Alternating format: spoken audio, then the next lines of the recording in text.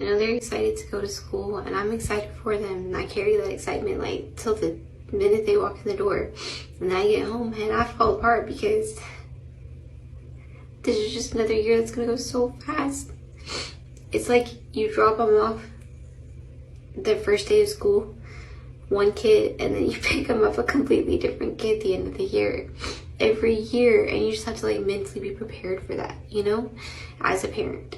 So I'm so over Stephanie Jenkins crying on camera on her Facebook. She's literally crying, saying that every single time she drops off her kids, they're different than when she gets them from school. Like, it makes her cry that every year her kids are growing up. You know why? Because this gives lady who lives for her kids, lady and mom who has nothing else going on in her life, no goals, no aspirations, nothing but her kids. Like, she's making that her goal and her aspiration, which she's technically not even really good at being a mom. Thank you, Jay. She sure did. I don't normally show pictures of their full face like this. I just wanted to show you guys their genuine smiles in this. This is the first time I've seen real happiness in these girls' faces. It's because they're getting out of the motel and going to school. Of course, Stephanie being Methany, she had to ruin it somehow. Throwing a jab about Deshawn, saying, I wish I could post a picture of all the siblings together. Like, Stephanie, that was completely unneeded. We all know why you can't post Deshawn. It wasn't the motel walls closing in, it wasn't Jews' betrayals, and it wasn't Child Protective Services knocking at the door that shocked people the most this time. It was the sight of Stephanie Jenkins, a mother already accused of dragging her children through chaos and dysfunction, forcing out crocodile tears on Facebook Live, as if sending her kids back to school was some kind of tragedy, as though she were a grieving parent watching her babies vanish into military exile, when in reality, those children were finally getting a chance to breathe fresh air, socialize, and escape the suffocating four walls of a dark motel room that had doubled as their summer prison. What made this moment disgraceful was not just the forced theatrics of her crying without tears, but the deep irony that these same children, who had spent months being berated, scolded, and paraded online for the world to see, were now being framed by their mother as a painful loss to her heart, rather than the gain of a much-needed escape to normalcy. Stephanie transformed the simple, ordinary, and healthy milestone of going back to school into a melodramatic collapse, a crash-out performance that revealed far more about her desire to hold on to control than about any genuine heartbreak. And it mattered because behind those shaky sobs and exaggerated words wasn't a mother simply struggling with the bittersweet feelings of another school year. It was a performance, carefully staged, carefully manipulated, designed to divert attention away from CPS scrutiny, to bait sympathy from her viewers, and to reframe herself once again as the selfless, broken mother who only wants her children close, even as her actions grow beyond her control. To be prepared for the first day of school. Guess what I never get to? Isn't it wonderful?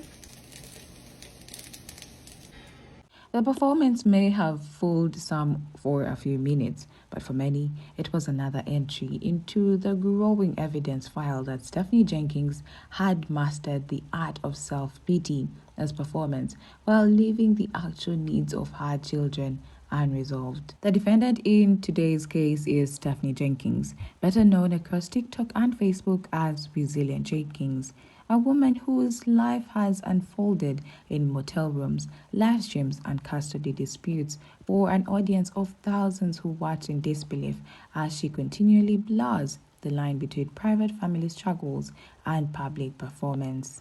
Her story is not one of quiet endurance, but of constant spectacle, with every personal breakdown broadcast as content, every fight reframed as resilience, and every family crisis monetized for likes and donations. At first glance, she was branded as a resilient mother of five, struggling through hardship, surviving motels, breakups, betrayals, and still finding ways to broadcast her truth. Her early followers believed she was a fighter, a woman overcoming impossible odds, and some even admired her ability to turn tragedy into resilience content. There was even a time when her comment section filled with supportive words, viewers telling her she was strong and she was inspiring, that she represented perseverance in the face of life's hardest tests. There in a meltdown just to get something done with his hair. You feel me? Like, that's not the type of mom I am. I'm not just gonna let him sit there crying while someone's like, it's better to style his hair. No, it's better not to keep my kid in meltdown stage where he's uncomfortable. No.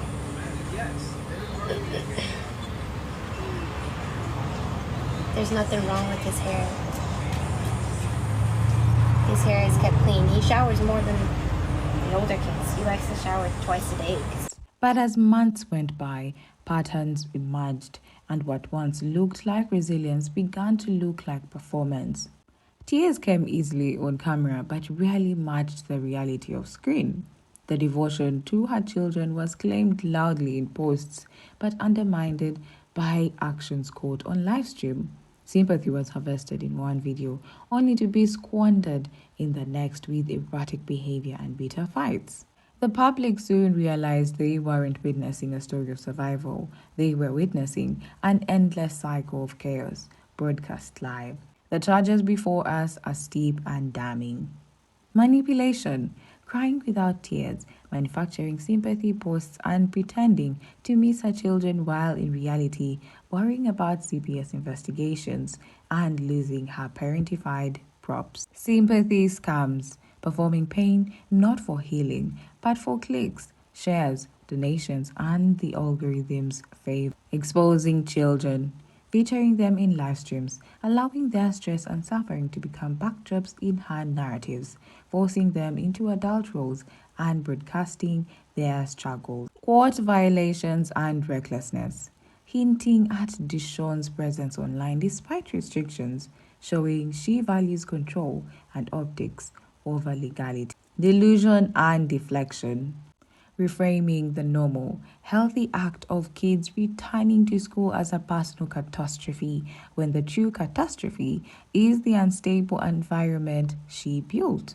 In short, Stephanie is accused of weaponizing motherhood for internet currency, dragging her children's reality into the spotlight, and crying wolf when the truth comes too close to home. The court of TikTok demands not only a retelling of these facts, but an examination of the culture machine that rewards them.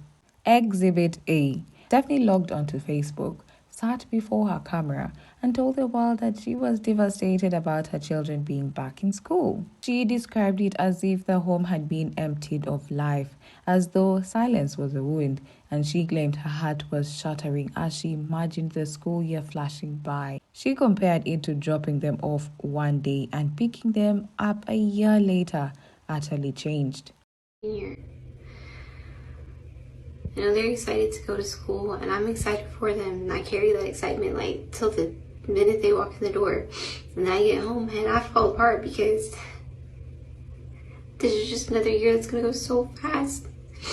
It's like you drop them off the first day of school, one kid, and then you pick them up a completely different kid at the end of the year. Every year, and you just have to like mentally be prepared for that, you know, as a parent. And this summer was especially difficult because, you know, we're in a motel.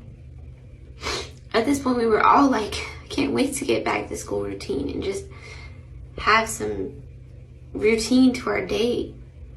But the minute I can't hear them just nonstop noise in here, I already feel empty. What is with that? Her voice cracked, her tone heavy, but her eyes were dry. She lingered on her words, repeating them slowly, as though each phrase was designed to stab onto the hearts of parents watching, trying to convince them that she too shared the bittersweet ache of watching children grow up too quickly. She dabbed at her face with tissues, even when no visible tears appeared, prolonged the scene in a way that felt less like her mother's natural grief and more like a staged actor pacing out their cues for dramatic effect. Her words, "It feels like I dropped them off on first day and then I pick them up at the end of the year and they are completely different kids. It's too fast. It breaks me." She allowed a long pause afterward, waiting for the comments to roll in, waiting for validation from her audience. But here's the critical truth. This same woman, only days earlier, ranted on livestream about how unbearable her children were in the motel, how she couldn't wait for school to start, and how their defiance, noise, and the need for attention drove her to the edge. I think I'd be like this every fucking year. And I'm very excited to go to school, and I'm excited for them. Stephanie, of course they like going to school. They live in a 320 square foot room. It's like you drop them off. But you don't drop them off. You can't drop them off because your car doesn't properly fit all of your family in it. But the minute I can't hear them just non-stop noise in here, I already feel empty. And let's cut the bullshit because any normal mom is like, no, these kids gotta get back to school. Sammy Jenkins, you're not living 7 people in 320 square foot and crying in a bathroom when your kids go to school because you miss the chaoticness. Now, and I don't think this year is gonna go by that fast because I've been following you for what feels like years, and I think it's only been like a year. So I don't think the school year is gonna go fast. I actually think you living in a motel room is going a lot faster than what the school year is going to go. The irony was staggering. When the children were trapped with her, she scolded, cursed, and berated them. But the moment they had relief in school, she flipped the script into a performance of loss. The transformation was not of a grieving parent, but of a skilled content creator flipping the narrative to draw in sympathy views. Observers noted the contradictions. The same mouth that had hurled curses at her children was now trembling with rehearsed quivers. The same eyes that rolled in frustration days earlier were suddenly widened in for despair. This duality revealed not an overwhelmed parent, but a performer adapting to whichever storyline drew the most engagement. This isn't grief, it's audience capture. Her tears weren't for her kid's absence, they were for her own loss of props, her own sudden emptiness on camera, her own paranoia about what teachers or CPS might uncover now that the kids are out of her control. By crying online, she redirected the spotlight, painting herself as fragile while obscuring the reality that her children were finally gaining relief from an unhealthy environment. Each fabricated tie was less about motherhood and more about algorithm survival. Every pause calculated for maximum emotion extraction. Exhibit A proves the charge of manipulation, revealing how Stephanie's emotions shift depending on who is watching and how much sympathy she stands to gain. So I'm so over Stephanie Jenkins crying on camera on her Facebook. She's literally crying, saying that every single time she drops off her kids, they're different than when she gets them from school. Like, it makes her cry that every year her kids are growing up. You know why? Because this gives lady who lives for her kids. Lady and mom who has nothing else going on in her life. No goals, no aspirations, nothing but her kids. Like, she's making that her goal and her aspiration. Which she's technically not even really good at being a mom. Like, if she was a really good mom, working, trying to do stuff for her kids, I would be all about that. But she's not. Like, she lives for these kids, and it's very pathetic in my opinion. Again, my opinion, not saying it's true. Just observing. Can't even say hypothetically, so you know how TikTok is. But it's just really sad that if you saw this video and put a screenshot, it's on her Facebook, how she's crying into the camera because she has to take her kids to school. This is gross. I don't like it. I don't know. Go ahead and comment, tell me what you feel, but this is just kind of icky. It's giving fake. Exhibit B. Stephanie spoke about how difficult the summer had been, all of them crammed in one motel room, waiting for school to begin. He painted a picture of unity, of shared endurance, of noise she would miss once the children were gone. She suggested that the motel summer was a test of resilience, a moment of bonding, a season they endured together as a family. She talked as though the small cramped room became their sanctuary, a space that tightened their bonds and reminded them of what they had, each other. To the casual viewer, her framing was moving. Who wouldn't feel for a mother making the best out of hardship? But transcripts and receipts revealed the darker reality.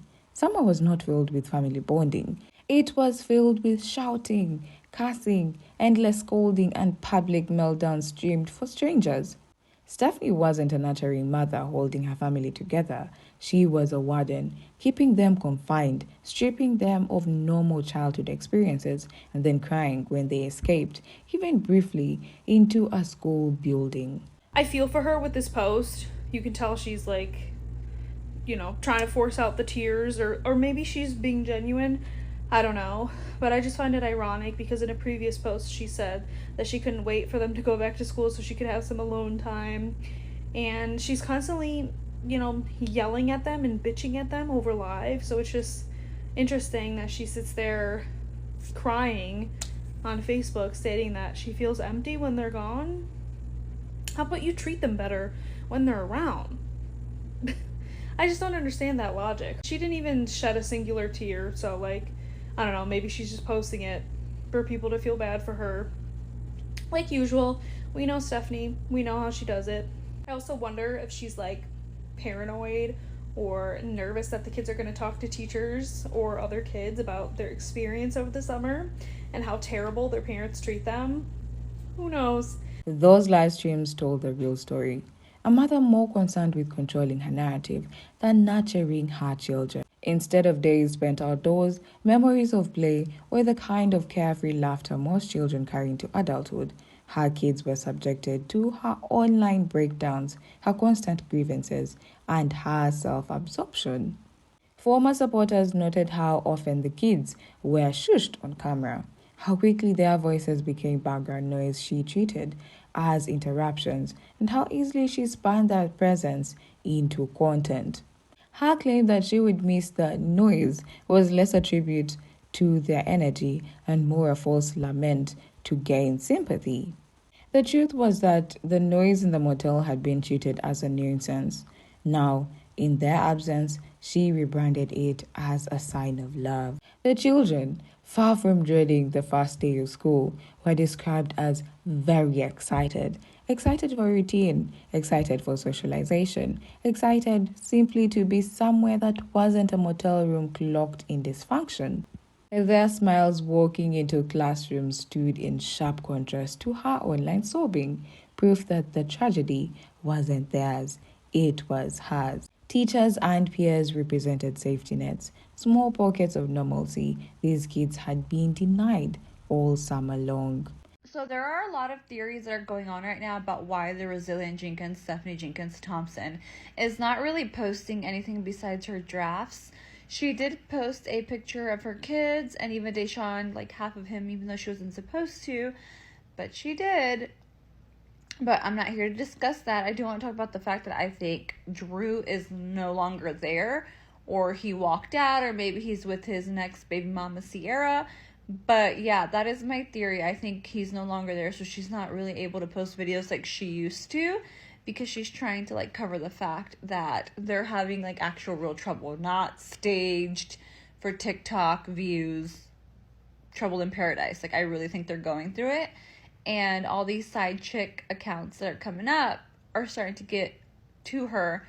I mean, she's obviously gardening a little bit more than she used to. She's doing it in videos, which is something she did. Exhibit B proves the charge of exposing children to neglect and dysfunction while weaponizing their return to normalcy as her personal tragedy. It shows us that what she framed as resilience was, in fact, captivity masquerading as motherhood, a performance where confinement was spun into endurance and misery rebranded as family unity.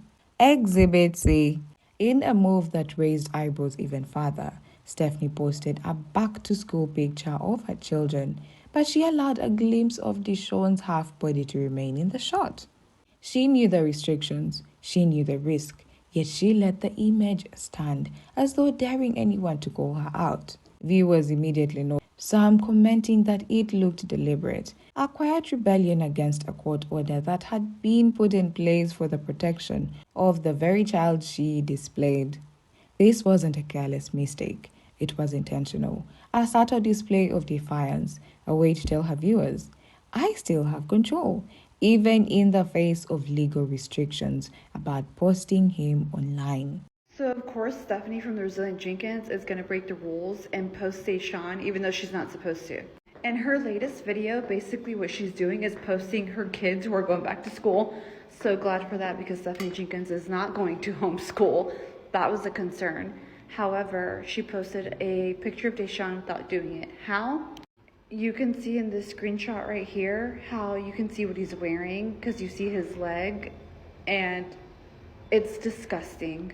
I'm sure he's dressed cute, but just the fact that she's posting him and she's not legally allowed to is what's really getting to me. She really loves breaking the rules, and Stephanie Jenkins, you are trifling for that. Did you see it? I don't know. Go ahead and post and let me know what you think. Comment all the things because I just don't know how she thinks it's okay to continue to do this. I guess she's resilient to following any kind of laws or judge orders. Stephanie Jenkins, why? Like, you obviously do not care about keeping him, right? At all. It was a dangerous dance with a court order, showing that her need to signal authority and stability online outweighed her respect for rules meant to protect her children. And if she was willing to bend the rules publicly, what might she be doing privately, away from the eyes of the court and her critics? The insinuation was clear. If a mother can so casually play with the edges of legality in front of thousands, what choices might she be making when no one is watching? Critics also pointed out that the photograph didn't just capture half of Deshaun, it captured half of Stephanie's intentions. Half defiance, half carelessness, all wrapped in an image meant to control the narrative. It became symbolic of the larger issue. Stephanie's constant balancing act between performance and protection, a seesaw where performance always outweighs safety. And it didn't stop there. Stephanie has repeatedly framed her parental choices not around her children's well-being, but around her own fears of CPS checks, court repercussions, or Jews' betrayals. The children are not children in her world. They are evidence, props, and shields. The half-body in that photograph was not an oversight. It was a reminder that in Stephanie's court, optics came before order. Exhibit C proves the charge of recklessness and violation, showing a mother more concerned with optics than law or safety.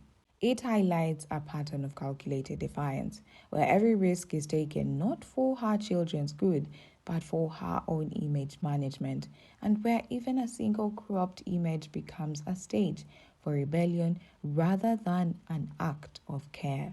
The fallout is already here, unfolding like sentencing in real time. Viewers who once sympathized now openly call her crocodile tears manipulative. CPS has already stepped in once, and her paranoia about further checks is a sign of the news tightening. Her online reputation, once that of a resilient mom, is now a punchline in commentary channels dissecting her every inconsistency. She has become content for others. Her own behavior turned into case studies about toxic influencer culture. Her children, meanwhile, suffer the real consequences. Dragged through motel summers, thrust into live stream fights, and forced to carry the weight of their mother's instability. They finally found relief in school, but even there, the looming shadow of CPS investigations and possible court violations follow them. Every day in the classroom is tinged with the knowledge that their mother might twist it into another online performance. Financially, sympathy fatigue is real. The more she cries wolf, the less her viewers donate, the fewer stay invested, and the more obvious it becomes that her tears are for herself, not for her children. Where one sympathy brought her cash ups and praise, now brings skepticism and derision. The fallout proves the sentence is not hypothetical. It is being lived day by day, with every post, every live stream, every CPS visit serving as another hammer strike on the gavel of public judgment. The judge's analysis. This case isn't about Stephanie Jenkins. It's about the culture that rewards her behavior. TikTok and Facebook have created an economy where dysfunction is monetized, where tears, real or fake, are currency, and where children's brain becomes content fodder for likes, shares, and PayPal donations. And the more outrageous, the more performative. The more unstable the content appears, the greater the reward. This means that platforms not only tolerate such displays but often amplify them, pushing them onto the For You page, reinforcing the cycle and teaching both creators and viewers that emotional chaos is a surefire way to keep people watching. Influencer parenting, as seen here, normalizes toxic dependency. Mothers like Stephanie frame themselves as martyrs, while their children's well being is secondary, if acknowledged at all. This isn't resilience, it's exploitation. This is not strength, it is spectacle. And the danger lies in how many others watch, learn, and replicate the formula, believing that dysfunction equals virality. The model becomes contagious. One parent sees the engagement numbers skyrocket when another cries on camera, and soon more parents lean into crisis content, repeating the same cycle. The analysis forces us to confront a grim truth. When motherhood becomes a performance, the children lose twice. Once in real life, enduring chaos, and another online, their lives repackaged as entertainment. The case of Stephanie Jenkins is a microcosm of a larger sickness within influencer culture, where vulnerability is faked for clicks, trauma is staged for sympathy, and children are treated as assets in an economy of dysfunction. And beyond the Jenkins family, it speaks to the moral hazard of digital spaces that prioritize engagement above clicks, shaping a world where pain is profitable, dysfunction is algorithmically rewarded, and families are sacrificed at the altar of content creation. The verdict here is clear. Stephanie Jenkins is guilty of manipulation, guilty of exploiting her children for sympathy, guilty of treating back to school not as a milestone for her children's growth, but a stage for her self-pity and control. She has shown that she values optics over substance, clout over care, and attention over accountability. But now, jury, it is in your hands. Do you believe her tears were genuine? Do you think CPS should tighten its grip? Do you see a mother in pain or a performer desperate for sympathy clout? Do you think this behavior is an isolated case or part of a wider pattern of parents performing dysfunction for profit? Leave your verdict in the comments below, because in the court of TikTok, the jury is always the audience, and this case is far from over.